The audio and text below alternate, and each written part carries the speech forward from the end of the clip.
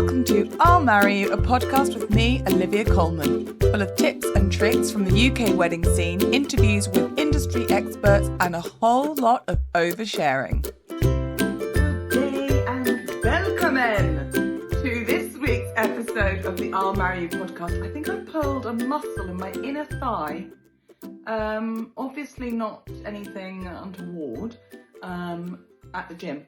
I don't think I warmed up properly. I know I didn't warm up properly because I got there and I was just chatting. And then my PT came down and told me to warm up. So I just chatted whilst running on the spot, which is apparently so very ineffective. So it's my own fault. And I've also just been back to, I'm such a gym bunny, but I don't know how productive I am.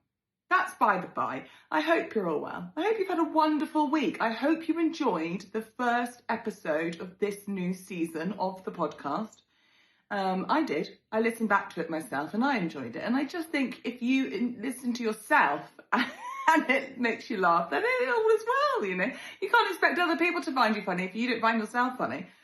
If you're watching this, I don't look great. I never look great. And I feel like there's a person who I've worked with who's wonderful and gorgeous in the wedding industry, and she has her own podcast, and she's just started a new season. I'm not going to say who it is, but she is wonderful. Anyway, she's just started again, and she's now doing video like I started to do last season. And she put up on her Instagram a little reel of her recording the episode, and she looked so glamorous, and she's obviously hired some sort of a studio space. Here I am in my sitting room. I am wearing a bra, but it is wireless, unlike my mic. And I've got no makeup on. I've got some sort of sty on my left eye. Should I make more of an effort? I don't know. Is that my USP? Give a crap? I don't know. I mean, I do give a crap. I just can't be asked. I haven't got time. I haven't got time or the inclination to doll myself up. For you. Sorry about that. But let me know if you think that I should really make more of an effort with my appearance in general. You know, don't be rude about it, but I'd like to hear your thoughts. So what have we done this week? Last weekend, was it last weekend? Weekend before. I was in the big city. I went to the big city, to London, not New York, for a wedding on the Saturday. And I was very excited about it. I'm a country bumpkin. I grew up on a farm, much like a cow. And I've never lived in London. The biggest city I've ever lived in is Bath, which isn't really a city. It's just a large town with lots of Jane Austen people walking around, and excellent rugby. So I've never lived in London. So when I go to London, ever since I was a kid, even now, at my ripe old age of 28, last time I lied about my age on the podcast, someone actually DM'd me and was like, "Is that your age?" "Yes, Karen. Yes, it is." "Not, thank you very much." Well, that reminds me, I'm getting my Botox done at the end of the week and I'm very excited about it. Anywho, so when I go to London, I get very excited. I think it's very exciting. It's stressful and it's smelly and I have to shower after each sort of excursion, but I find it exciting. I find Paddington exciting. So I was excited to go. I was also excited because it was at the end of half term. And what was actually 10 days felt like 10 years, and it was going to be an extended period of time without my children and husband, whom we all know I adore. But when you've not spent more than an hour on your own in 2 weeks, like that's not great for one's mental health. So I was very excited to go to the big city all on my own. And I left plenty of time. And I got there and I had a gale, didn't I? Because I'm fancy like that. Although bloody hell, it's expensive. It's quite ridiculous. Do you know what's really good actually and cheap is Greg's coffee. Just a hot tip for you there. So I got there and I went to Highgate. So I wasn't slumming it, was I? That's where the wedding was. It was in this place called Omved Gardens, which I think I'm right in saying is like a community garden that does events. I think it does like workshops and yoga retreats and weddings and things like that. Quite an unusual venue, which I thought was really cool because actually the couple in question hadn't booked me that long ago. And actually, I'm going to tell you a secret now, okay? Don't tell anyone. But she listened to the podcast, so she might tell me off for this. So I'm not going to say her name. I've said the venue and the date, so apologies in advance. But they booked someone else. And then she discovered my podcast and sacked the other one off, didn't she? Booked me. Maybe I should feel bad about it, but I didn't, because I had a wonderful time. But as a couple, they are very into nature and architecture. And so I made a point in the ceremony of saying, like, this is the perfect space because you are in a community garden. Unless you sort of listened to the sirens going by, because you're also in the middle of London, you felt like you could be anywhere, but you were in the middle of the city. So it was a perfect venue for them. Really, really lovely couple. She looked so elegant. Like, obviously all my brides look beautiful and all my grooms look handsome, but she looked very elegant. And everyone was lovely. Everyone was very well dressed, actually. Now, this is an interesting point about this wedding. It's one I might cover again in more length, in more detail during another episode, sort of the logistics of ceremonies. But they got married outside, which is beautiful because it's autumn, and you know that's my thing. And it was cold but sunny, and the leaves were amazing colours, and it was crisp, crisp autumn day. And so it was a beautiful ceremony. But I think they had 20 chairs, and they had over 100 guests. And that was a choice. It's an interesting one, I'll grant you. And I was confused at first. I'm still a little confused if I'm thinking about it honestly, but that's what they chose to do. And I don't know if that was, I didn't ask why, I don't know if that was a cost thing or a logistical thing, like maybe looking at the space, I don't think it would have seated, it wouldn't have seated 100 anyway. So maybe they just chose to do that. So they had reserved signs for family, and then everyone else was standing. And I said to the caterers, she does listen, I'm really sorry, you know who you are, and I hope I don't offend you in any of this, because I had a wonderful day and I think you're beautiful, but I know you listen, and I'm talking about your wedding. I said to the caterers, who are fabulous, as the guests are arriving, and they were so glamorous and so well dressed, and they smelt nice. And I think you can always tell when people have a bit of cash in the bank, do you know what I mean? It's because they smell good, or they wash. And I said to the caterers, I don't think these are the kind of guests that want to stand, They're seated guests, they're not standing guests. However, I was wrong, because they were more than happy to stand, and it looked really cool. It worked. It made me more nervous because they were sort of on ground level and we were stood on like this great big tree stump scenario. So it did actually, in all my career, it was the most I felt like I was on stage. And I've been on stage, people, okay. But this, I really felt like it was like a performance. So I was quite nervous, actually. More nervous than I should be. But they are such a lovely couple. He's hilarious. And they were so relaxed. And I think it went down really, really well. And then so we had the ceremony outside, and then they all walked through the gardens, and they had drinks reception there. And then they were going across to the other side of the city for their wedding breakfast and dancing and stuff. So that was lovely. That was absolutely lovely. And that was on Saturday. Can't think what I did on Sunday. The week's been quite long, if I'm honest, because we'll get on to wedding chat, Karen. Calm down. The week's been long because, more about me, poor Penelope, bless her, is teething so badly. And she's got this awful nappy rash because of the teething. I always find that so odd. Like, I'm not a scientist or a biologist or half intelligent, but like, how does your mouth affect your genitals? And if we weren't talking about my child, then there's a lot of segues we could take there into a filthy area. But, we are talking about my child. But it's very common, apparently, when you're teething, for them to have nappy rash or sort of sore bits and pieces. Anyway, I took her to the doctor just to double check everything was tip-top. And one male doctor who was very handsome.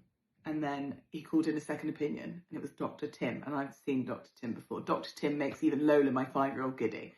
When I took her in there before, and he came in I was going to say to serve us, that's not right, to see us. He was like, oh, so what's wrong with you then? She was like, I've got the cough.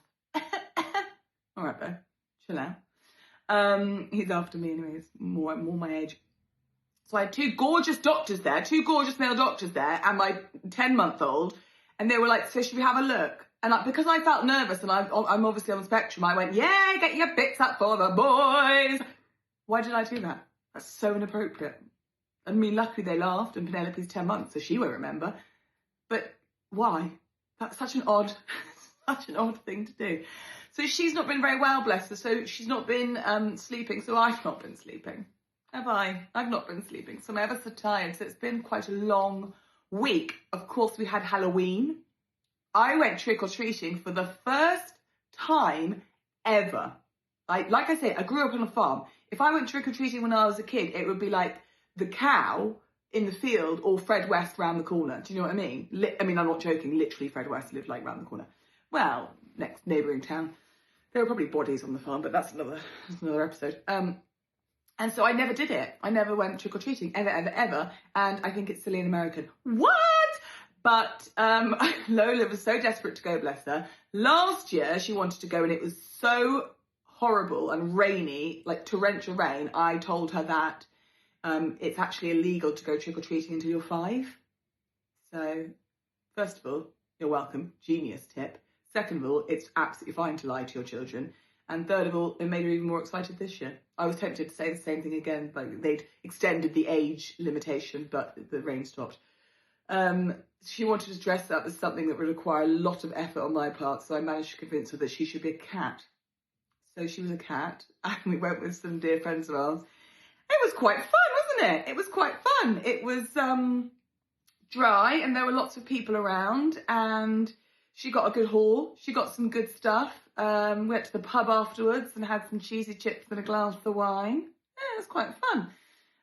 So that was that weekend, and then we've only just had Remembrance Day, which is I can't tell you why. My dad is in the army, but I don't, he's still with us, and I don't know why, but I like Remembrance Day. I think it's important.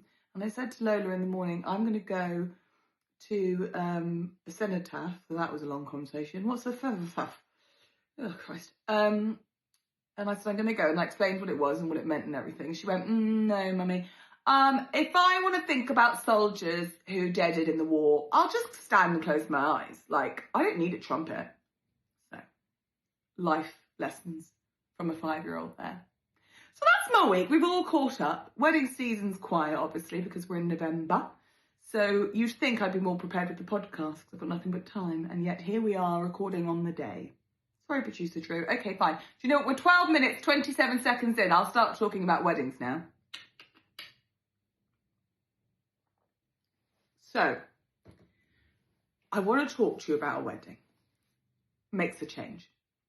I want to talk to you about a wedding that I believe is the most controversial wedding that not only have I ever performed, I can't imagine a more controversial wedding ceremony ever. What happened? I hear you cry. Thank you for asking, Sally. Oh God, I've only had one coffee and 3 hours sleep. So I had this wedding. If you follow Not That Olivia Coleman on Instagram, you'll probably know what I'm talking about.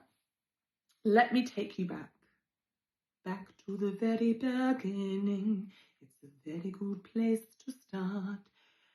A long time ago, I performed in a nightclub. I performed a naming ceremony for a beautiful little boy called Bodie, and his parents were wonderful and gorgeous, and we're still friendly to this day.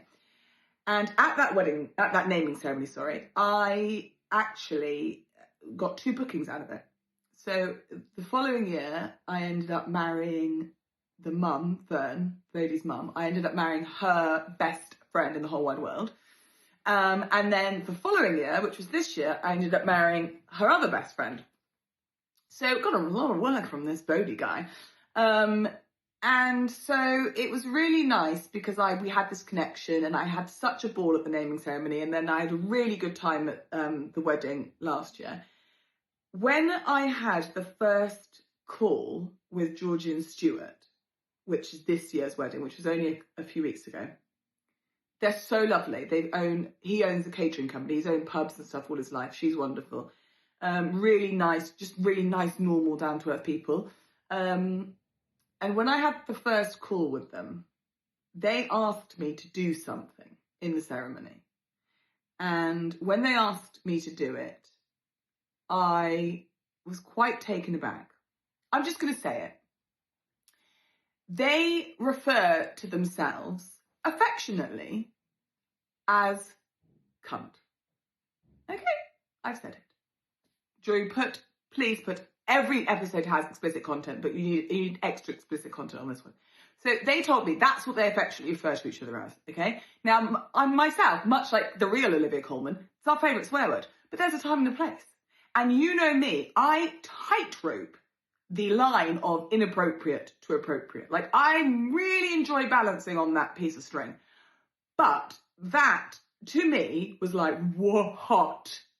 You want me, you have specifically asked me to refer to you both as a cunt in your wedding ceremony. Like, I don't know how I feel about that.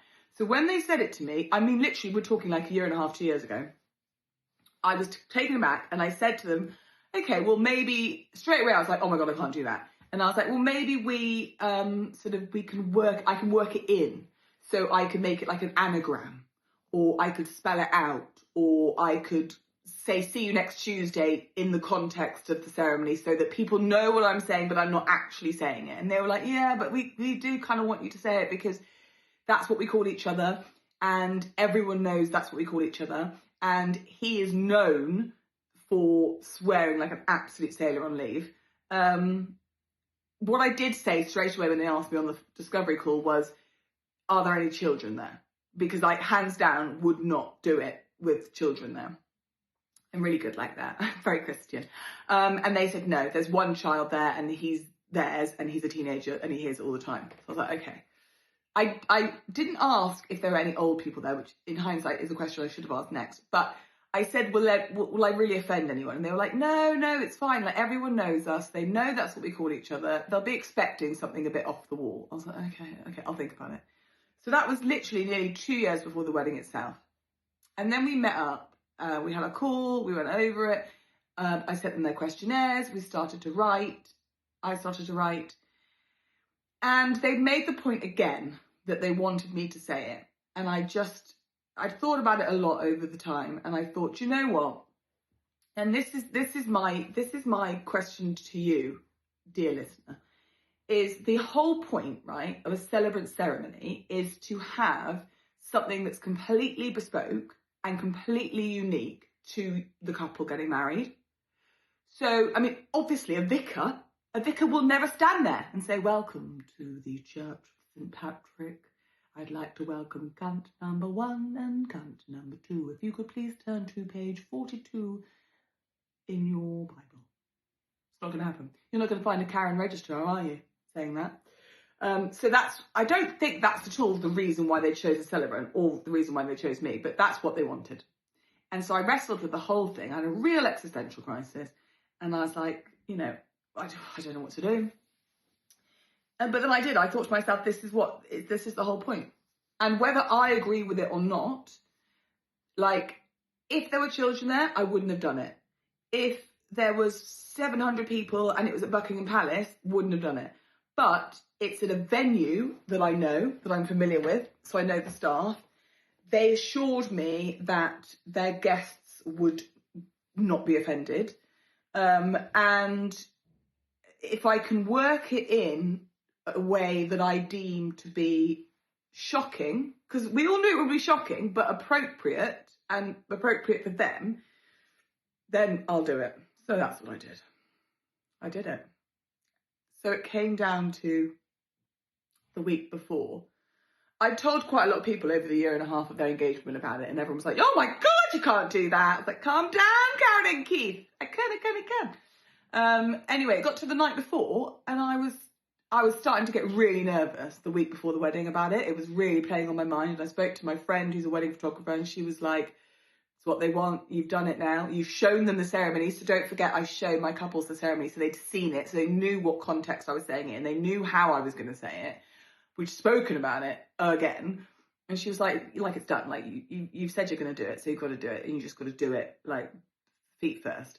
And so it was really playing on my mind. And then the night before, I was going over it out loud downstairs. And James came down, my ever supportive husband, and was like, you can't do that. What do you mean I can't do that? You can't say that. That's really, really wrong. You cannot say that in a wedding ceremony. Fucking hell, babe. This shit's tomorrow. That's not helpful. That's not good on my fears or my anxiety.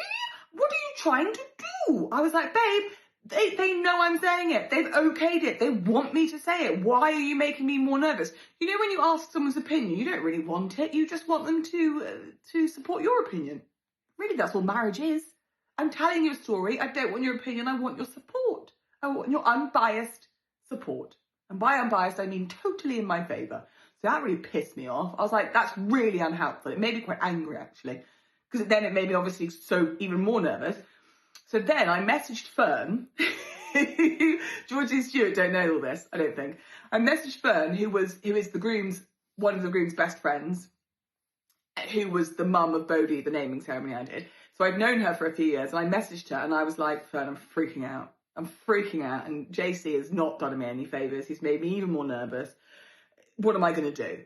She replied and was like, look, it'll be absolutely fine. Everyone will be expecting something like that because honestly, Stuart swears so much. Like everyone expects it from him. No one will be offended. The only person that might be offended is Granny, and she's very old. So if she dies there and then, it's nothing to do with you. Oh, great. I'm going to kill her off. It's a bit like the time my 102-year-old granddad, James's granddad, my 102-year-old granddad, he was at Lola's christening, and my friend, who's very attractive and young, was breastfeeding her baby, and she just sat next to him and got a tit out. I was like, bloody hell, Nicole, that'll see him off. Do you know what I mean? It's a risk. When they get to a certain age, you've got to think about these little moments. Anywho, so she was like, that's the only person that it might offend. I was like, oh my God, like, okay, that was meant to help me, but now it's made me feel even worse again. But she promised me, she assured me, she was like, look, everyone knows him, it's fine, it'll work, trust me. Oh, okay, fine. So obviously I didn't sleep.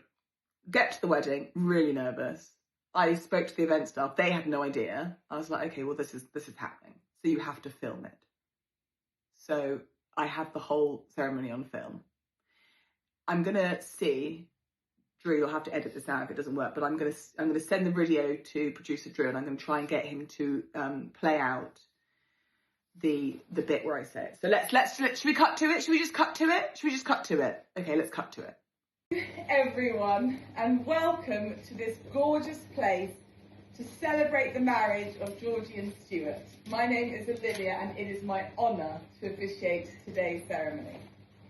So Georgie and Stuart have asked me to make it known that the other tiny, little, insignificant, but legal ceremony that they have already performed actually meant nothing to them. Absolutely nothing. They consider, as I'm sure we all do today, that today is their wedding day. Because today is the day that you are all here to celebrate with them. They're all dolled up, okay, they're looking good. So it makes sense that today be the day. So I encourage you all to celebrate / drink accordingly. When I first meet any potential new couple, I write pretty personal and often judgmental comments about them. So that if I was to meet them again, I can impress them with my incredible memory and impeccable wit. Sometimes I write NBD, nice but dull. Sometimes I write BNC, very nice couple. For these two I wrote, saw me perform Bodhi's naming ceremony, lush couple, spend a lot of time in Cyprus, run a catering company. Most used term of endearment would be the word cunt. I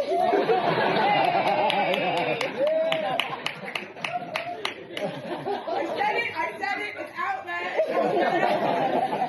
I've got mixed feelings about it. In fact, when we first spoke, which was nearly 2 years ago, about today's ceremony, and you asked me both to refer to you as that during the vows, I had an existential crisis, and I'm not going to lie, it's still going on as we speak. Here today, as a consummate professional, stood in front of you, I've married over 150 people, and I have said aloud the word cunt, and I'm still not entirely sure how I feel about it. But this is your day, and that is your word. And if a wedding should be anything, it should be a complete reflection of the two people getting married and how in love they are. despite what they call one another. I have been looking forward to today for months and months, and I just feel like I can say with absolute certainty that this will be a ceremony that no one has ever heard before. And I imagine that you can all say with absolute certainty that no, I am not a vicar. But were I a member of the clergy, I would be very pleased to introduce our reading for today. It's taken direct from the Bible, from Jesus' mouth to your ears. I would like to invite, therefore, our modern day disciple, who will spread the word of the Lord. Shelley? Shelley? You didn't agree?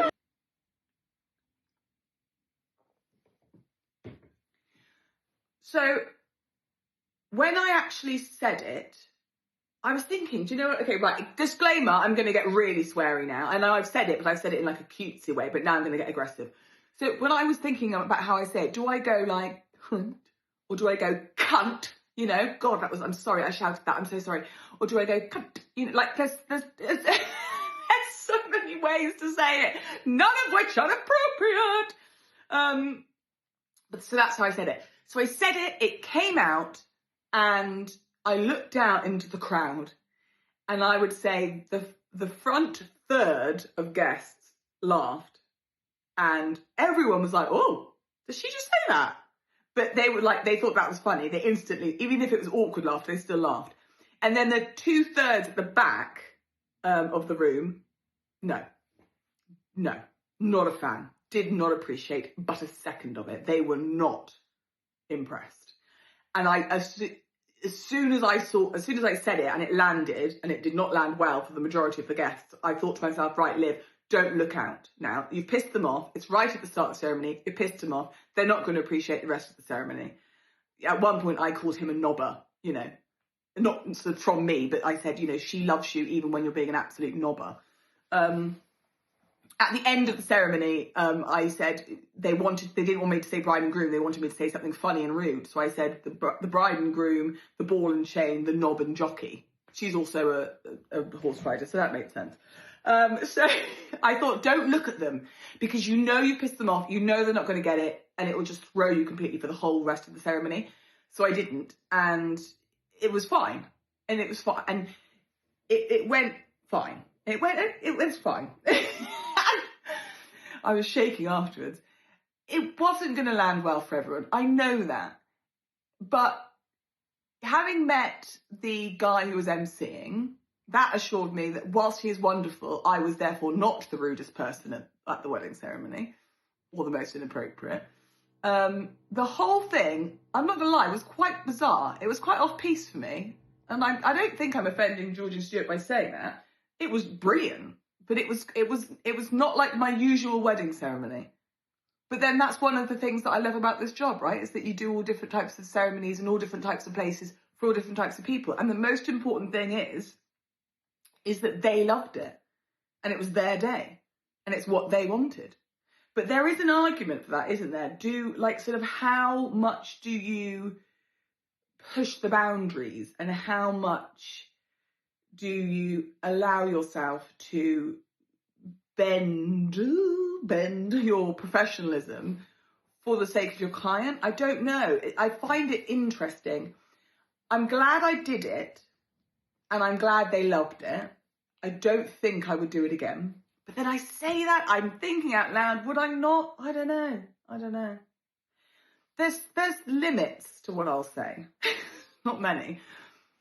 I was thinking about it the other day, and I was thinking, like, if someone said to me, could you imagine, like, if two guys getting married and one rings me on the night before and he's like, oh my God, I just found out Steve's cheated and I want you to announce it in the ceremony. What would I do? Probably. Can you imagine? It's a tricky one, isn't it? And my question to you is, I want to know, DM me, I want to know if you've ever been put in a position. Okay, hang on. I don't know how to rephrase this question so it doesn't sound like the Me Too movement. But have you ever put in a position professionally when you've had to compromise on your morals or on your sort of professional outlook, your professional behaviour, for the sake of the client? There's things I'd do. There's things I wouldn't do. I don't know what I wouldn't do.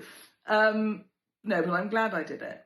And it's one for the books, hey? Like, maybe I won't say it again, but I don't think that you'd find many celebrants who would say cunt in a wedding ceremony. And that's the first. It's a last, but it was a first. Okay, so this week's RSVP, I'm going back into the archives. This summer, I had an exchange with a bride that I am marrying next September. And she posed an interesting question, so I thought I'd share it with you. She calls herself an older bride. I think she's 30, maybe 32. Her quandary was this. She felt that as the last in her friendship group to get married, and sort of early to mid 30s, I think she said she was, she felt like having bridesmaids was quite a young thing to do. And she also felt, more importantly, that asking this extended friendship group to be bridesmaids was putting too much responsibility on them. She's been bridesmaids a few times before, and it's a lot of work and a lot of effort, and she's loved it, and it's an honour. But she's like, do you know what? At this point, do they want to do it? It's not like you're 15 and it's like really exciting. So she's like, do I ask them? Don't I ask them? And then she was saying, if I do ask them, what do I call them? She didn't want to call them bridesmaids because, again, she felt that was quite a young thing. And she was like, they're all like early, mid-30s. We've got kids or whatever. They're not bridesmaids, bridespeople, brideswomen. It just sounds cheesy and like an excuse. Like, it was a really interesting one. And so I said to her, first of all, you don't have to have any if you don't want to. Second of all, who's writing the rules and what that role looks like? So, you could have them all be bridesmaids, but I'm doing quotation marks with my fingers in case you're listening and not watching. Bridesmaids. But they don't have to wear the same dress. They don't have to walk you down the aisle. They don't have to organise the hen. She wants to organise her own hen. They could just have a bouquet each and be in the pictures. Or you could buy them all a nice dress, and they could walk you down the aisle, but then that's it. And you make it very clear that you're not expecting them to take you to the loo at the wedding, not in life. So I it was a tricky one for me to answer, and I'm interested to hear what you guys think. But I kind of said to her, first of all, yeah, do whatever you want. Like, there's no expectations. Second of all, your friends, so it's quite hard for me to comment on them, whether they would want to be a bridesmaid in the wedding party, let's say, or not, and how involved they are. That's completely up to you. I don't know what she ended up calling them, but I do know that she's ended up asking some of them. So we'll see how that pans out. I hope that helped her 3 months ago. I've not heard since. I mean, I've heard from her. She didn't think that was such awful advice. She's ghosted me. But I hope that helps. And don't forget, if you've got any questions or any queries or any stories you want to share with me, just slide on into the old DMs. I'm really excited because next week's episode is a corker. Producer Drew has yet to message me back and tell me whether it's going to be a two-parter or a one-parter, but it's an interview with an industry expert, and he is bellissimo. So enjoy that. Love you. I love you. I love you. Cheerio. Oh, see you next Tuesday. So appropriate. Thank you so much for listening. It really does mean the world. If you find this podcast even remotely helpful or moderately entertaining, share with all your friends and family. You can DM me any questions, queries, if you want to share any stories on the podcast Instagram at I'll Marry You Podcast. Get in touch. I want to hear all your tall tales. See you soon. I'll Marry You is a podcast by Olivia Coleman. The music is Mr. Sunnyface by Wayne Jones, and the show is produced and edited by Drew Toynbee.